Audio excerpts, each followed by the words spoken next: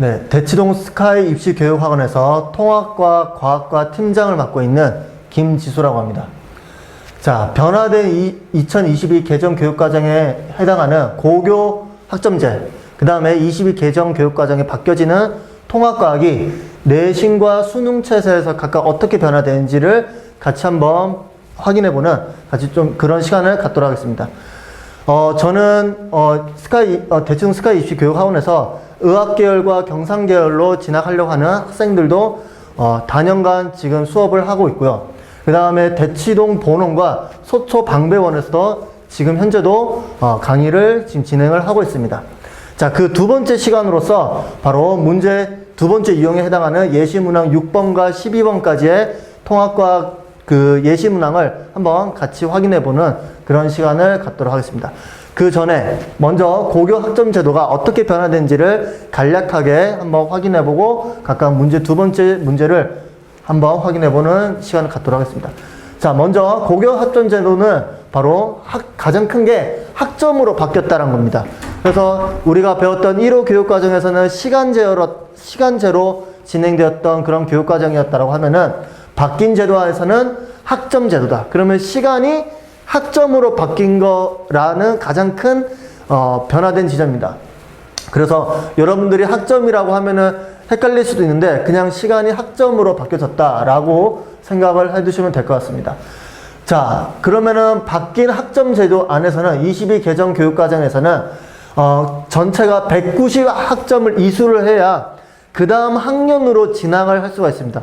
그러면 고1 때도 192학점, 고2, 고3 학년에도 각각 192학점을 이수를 해야 전체 이제 고교를 졸업할 수 있게끔 이행되는 게 바로 바뀌어진 22 개정 교육과정 안에서의 바뀌어진 고교 학점 제도라고 생각을 해주시면 될 것 같습니다. 자, 그러면 교육과정이 어떻게 이제 개편이 되었느냐? 크게 1호 교육과정에서는 공통과목과 선택과목, 그 중에서도 선택과목 안에서도 일반 선택, 진로 선택, 융합 이렇게 나눠졌다고 하면은 바뀌어진 22 개정 교육과정에서는 공통과목, 선택과목에서 융합과정이 추가가 되었고요. 그 다음에 창의적 체험활동도 하나의 그 교육과정 안에 포함되게 된 게 바뀌어진 교육과정의 개편된 내용이라고 보시면 되겠습니다. 그 중에서도 통합과학은 여기 공통과목에 해당하는 고1 때 배우는 교과 과목으로 생각을 해주시면 될 것 같습니다. 자, 그러면은 여기 보시는 것처럼 각각의 배당된 학점이 나와 있는데요. 그 중에서도 통합과학이 전체 10학점에 해당됩니다. 그러면 이 10학점은 여러분들이 진학을 할 때 고1 때 이수를 해야 될 전체 학점이 얼마다? 10학점을 이수를 해야 된다고 생각하시면 됩니다. 거기 안에는 통합과학 1, 2와 그 다음에 과학탐구실험 1, 2로 나눠서 각각 1년 동안 전체 10학점을 이수를 하면은 통합과학 안에서는 과학 영역 안에서는 이렇게 이수를 하게끔 되어 있는 게 고교 학점 제도에 해당하는 내용입니다. 그 다음으로는 자, 바뀌어진 이 22 개정 교육과정 안에서는 내신 체제는 우리 예전에는 1호 교육과정에서는 9등급 체제였는데 5등급 체제로 다소 완화된 부분에서에 해당하는 등급 체제가 조금 더 완화된 부분으로 생각을 해주시면 되겠습니다.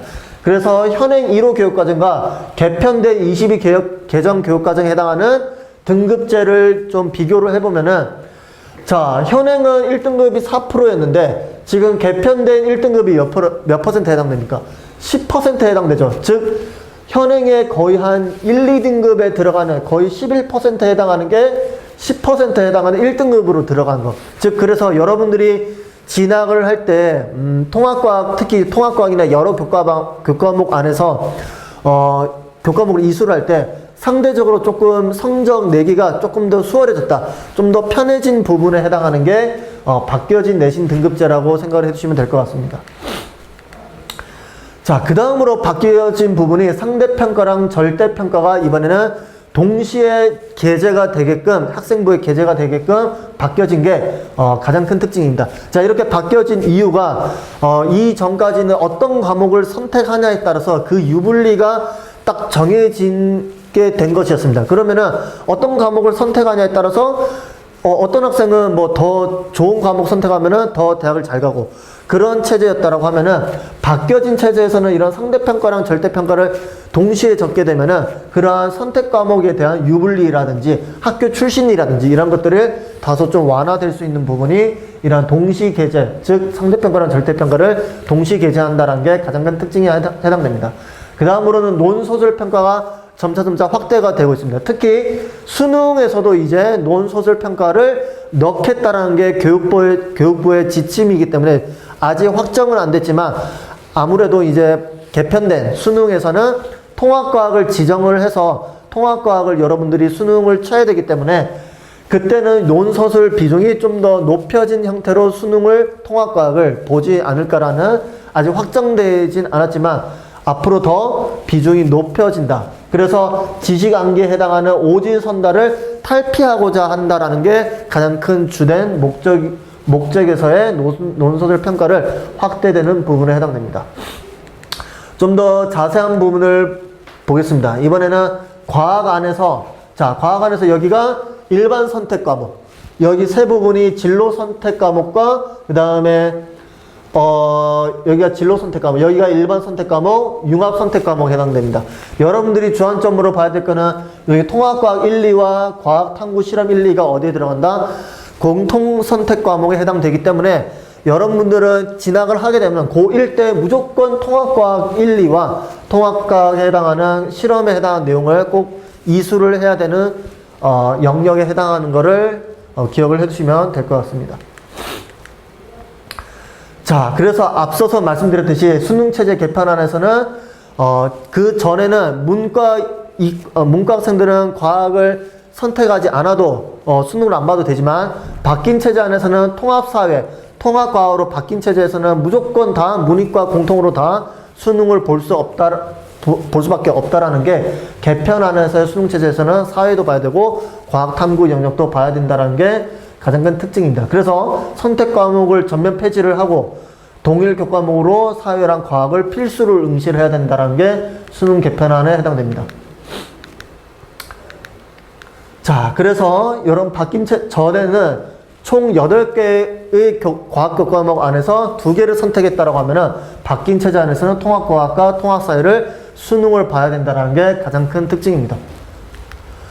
자, 그래서 제가 맡게 되는 요 통합과학은 특히 제가 대치동 본원과 그 다음에 사당동과 방배동에 해당하는 서초 방배원에서도 제가 수업을 지금 진행해 오면서 제가 다년간 통합과학을 수업을 해오면서 각각의 학교별로 내신 기출 문제라든지 혹은 여러 가지 여러 다년간 쌓아온 그래도 통합과학에 대한 수업 역량을 바탕으로 바뀌어진 체제 안에서도 제가 수업을 지금 진행을 해오면서 앞으로 1월에 앞으로 겨울방학 1월에 이제 시행되는 바뀌어진 체제의 통합과학을 여러분들이 조금이라도 일찍 좀 이수를 하게 되면은 앞으로 시험 대비라든지 혹은 수능 대비할 때 좀 더 수월해질 수 있다는 부분을 알려드리고 싶습니다.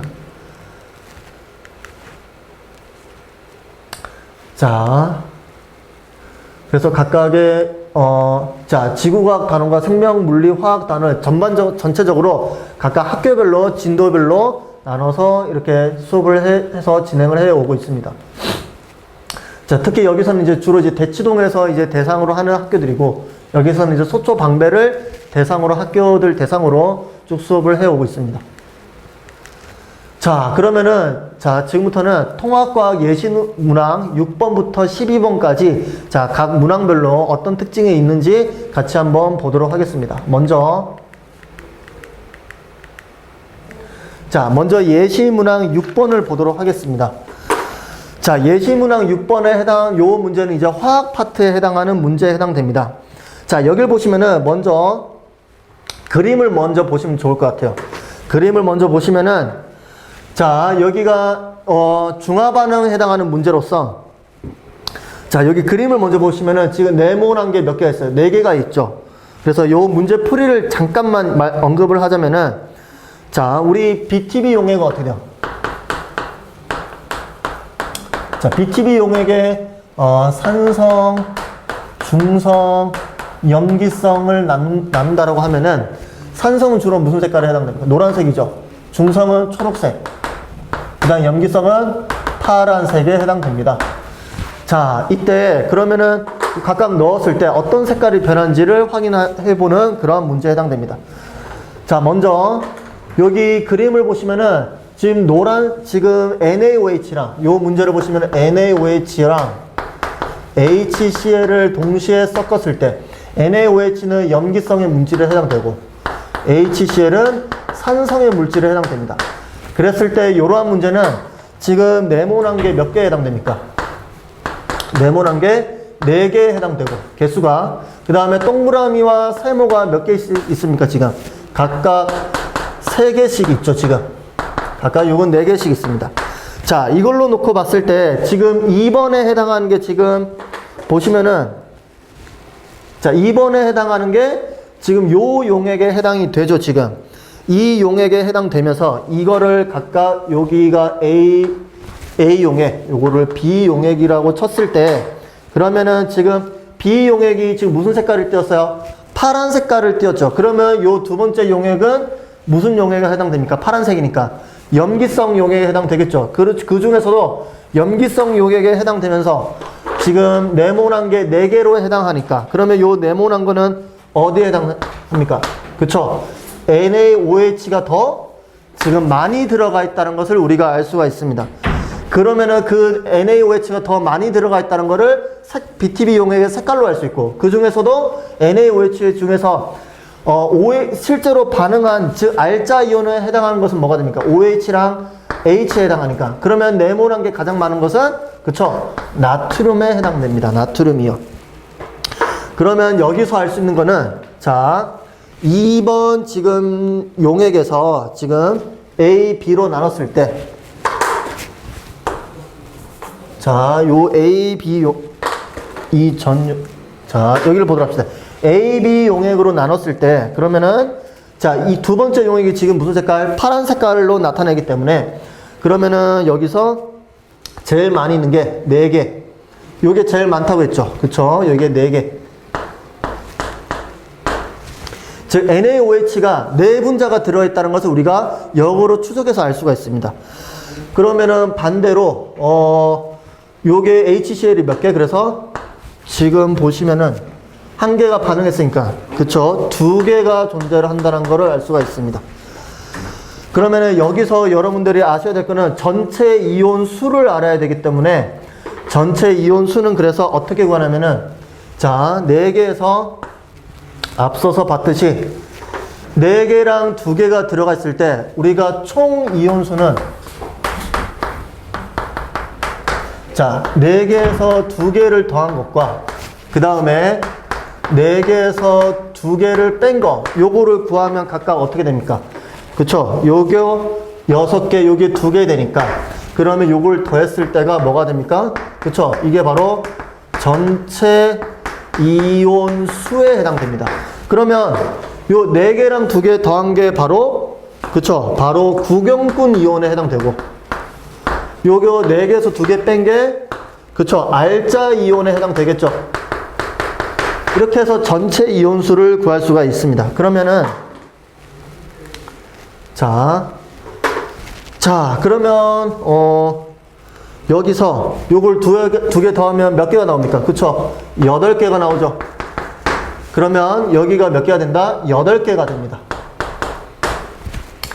자, 이 8개에 해당하는 게 요 n에 해당한 것은 2배를 늘려놓은 형태니까 자, 우리가 이걸 어디서 자, 앞에서 보시면은 자, 이게 2개, 4개라는 거 용액이 A 용액이 2개 저기 B 용액이 그러니까 4분자라고 생각하시면 되겠습니다. 그러면은 요게 지금 부피가 10ml니까 요거는 지금 어떻게 되겠어요? 지금 그쵸? 2분의 1이니까 2개에 해당되겠네요. 2개에 해당하겠네요. 그럼 요게 몇 개가 되겠습니까? 요게 5ml, 10ml, 10ml가 2개니까 요때는 몇 개다? 그쵸? 3개에 해당되겠네요. 이해되셨나요? 그 다음에 그러면 요게 몇 개? 그쵸? 1개. 요게 그러면 몇 개가 되겠어요? 이 2개, 4개니까 나누면 되겠죠? 6개가 되겠네요. 이렇게 해서 각각의 전체 이온 개수를 우리가 알 수가 있습니다. 그러면 요걸 통해서 자, 12N에 해당하는 게 전체 우리 이온 수가 몇 개였어요? 자, 여기 보시면은 1번부터 보시면은 1이 3개, 2개니까 전체 이온수는 어떻게 구합니까? 1에 3개, 2개는. 그쵸? 자, 요거를 우리 전체 이온수 어떻게 구한다고 했어요? 그쵸? 3 더하기 2랑 더하기 3 빼기 2를 하시면은 여기가 5개, 여기가 1개 나오죠? 그쵸? 더하면 몇 개가 나와요? 그쵸? 6개가 나옵니다. 그러면은, 자, 요게 몇 개다? 6개가 됩니다. 그럼 요게 2배니까 얘 몇 개다? X가 몇 개가 나옵니까? 그쵸? 16N이 나오겠네요. 이해되셨나요? 그러면은 3번은 어떻게 되겠어요? 3번 같은 경우에는 자, 아까 1개랑 6개가 나왔죠? 그럼 요것도 똑같이 전체 이온수를 구하는 거 요거대로 하면 되겠죠? 그럼 요건 몇 개가 나오겠어요? 더하면 7 빼면 그쵸? 빼면 5죠? 그러면 얼마다? 12 12개 즉 요 y 값이 12개인데 n으로 따졌을 때는 얼마? 24n이 나오겠네요. 자, 이런 식으로 하면은 우리가 다 구할 수가 있게 되는 겁니다. 이 방법에 대해서는 나중에 우리가 수업 시간에 배우도록 하고 여기서는 간단하게만 어떻게 하는지만 좀 알고 계시면 될 것 같습니다. 자, 요걸 바탕으로 했을 때 그럼 우리가 다 구할 수가 있게 되는 거죠. 얘는 지금 아까 그 A 용액이 3개, B 우리가 HCl이 3개, NaOH가 2개니까 그럼 얘는 무슨 상태다? 산성 상태다. 산성 상태니까 무슨 색깔? 노란색. 얘는 염기성이니까 얘는 염기성에 해당되겠네. 그 다음에 요거는 그쵸? 지금 세 번째 용이 어디가 더 많을까요? 지금 NaOH가 더 많죠. 그러면은 NaOH가 개수가 더 많으니까 얘는 염기성에 해당되며 파란색에 해당되겠네요. 됐나요? 그럼 요 개수 구했고요. 그쵸? 그러면 다 구했네요. 자, 요걸 가지고 자, 문제를 한번 간략하게 보도록 합시다. 자, 1기억번 보시면은 파란색 기억에 해당하는 거는 파란색이 아니죠. 노란색이죠. 그 다음에 T1, T2. T1과 T2 중에서 자, 이거는 온도가 결정되는 거는 뭐가 결정되는 거야? 그쵸? 중화 반응을 얘기하는 거죠. 중화 반응에서의 뭐다? H2O. 이 양, H2O. 물 분자의 양이 이 온도 값을 정하게 되는 거죠. 그러면은 앞서서 봤을 때 자, 요 개수 중에서 1은 얼마예요, 지금? 자, 요 2개죠. 적은 수가 물 분자를 결정을 짓게 되는 거죠. 그럼 얘가 몇 개? 2개. T1이 2개. 얘가 몇 개예요? 그럼 2가 2개. 그쵸? 그러면은 잠시만. 자, 그랬을 때 그러면은 T1이 그쵸? T2 세 번째 있네요. 다시 할게요. 자, 얘가 2개죠. 얘 몇 개예요? 1개죠. 여기 보시면은 얘가 2분자가 물 분자에 해당되고 얘가 한 분자의 물이 만들어지게 되는 거죠. T1과 T3니까. 그러면 어디가 T1이 더 높겠네요. 그래서 T1이 더 많겠죠. 맞겠네요, 이거는. 그 다음에 X 더하기 Y. X가 얼마였어요? 그쵸. X가 16N이었죠. 16N. 그 다음에 Y는 24N이에요. 합치면 얼마다? 그쵸? 40N에 해당되겠네요. 맞네요. 그럼 답이 몇 번이 되겠어요? 그쵸? 니은 5번이 해당되겠네요. 이런 식으로 푸는 요 문제는 조금 어려운 문제에 해당돼요. 그래서 제가 조금 풀이를 곁들인 이유가 어려운 문제도 이렇게 출제가 되니까 여러분들도 요거를 좀 방법을 알아두시면 좋을 것 같습니다. 자, 치울게요.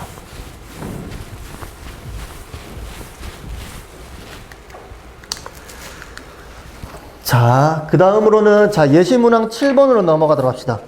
자, 예시문항 7번은 자, 이산화탄소와 지구온난화에 미친 영향을 알아보기 위한 탐구 활동의 실험에 해당됩니다. 그러면은 자, 요 내용은 자, 지구온난화. 그러면 앞전에 설명드린 세 가지 요인. 첫 번째 뭐다? 그쵸. 자료 수집과 수집 해석과 뭐다? 실험 관련된 문제. 두 번째 뭐다? 융합 문제. 그 다음에 세 번째 현재 가치관. 그쵸? 현재 가치관 문제. 그러면은 요 세 가지 유형 중에서 어디에 해당하는, 그쵸? 요 현재 가치관에 해당하는 문제에 해당이 되겠네요. 왜냐? 온실기체와 지구온난화는 현재도 지금 대두되는 문제에 해당되겠네요. 그쵸? 거기에 해당하면서도 실험 관련된 문제로 출제된 게 요 예시문항 7번에 해당됩니다. 그래서 이런 것들은 실험 문제를 여러분들이 평상시에 실험 문제를 많이 접했다라고 하면은 충분히 풀 수 있는 문항에 해당돼요. 자, 그 다음에 8번 문제로 넘어가도록 합시다.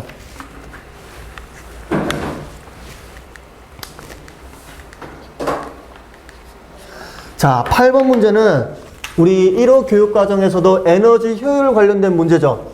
자, 1호 교육과정에서도 그대로 그 문제로도 많이 출제가 되는 대표적인 에너지 전환 문제에 해당됩니다. 자, 그 중에서도 여기 잘 보시면은, 자, 내연기관과 그 다음에 우리가 요즘 가장 많이 보고 있는 전기자동차죠. 그 전기자동차를 예시로 뒀을 때 나오는 해당됩니다. 내용은 똑같습니다. 에너지 효율이니까 공급한 에너지가 각각의 열에너지, 뭐 주행 사용 에너지, 전기 에너지 형태로 각각의 에너지 효율을 발생시켜 줄 수 있다. 그래서 우리가 흔히 배운 내용에 해당하는 문제로 출제가 되어 있습니다. 단지 여기서는 전기자동차가 들어갔기 때문에 아까 세 가지 문제 유형 중에서도 그쵸, 현재 상황에 맞는 예시로 든 문제에 해당되죠. 그래서 앞으로는 이런 식으로 현재 가치관에 맞는, 예를 들어서 AI라든지 뭐 전기자동차라든지 반도체라든지 현재 가치관에 맞는 문제들로 주로 출제를 하겠다라는 게 평가원이나 교육부에서 하고자 하는 그 취지에 맞는 문제로 이런 식으로 나온다는 것을 꼭 염두를 해두시면 좋을 것 같아요. 자, 그 다음에 넘어가도록 할게요. 자, 그 다음에 예시문항 9번을 보도록 합시다.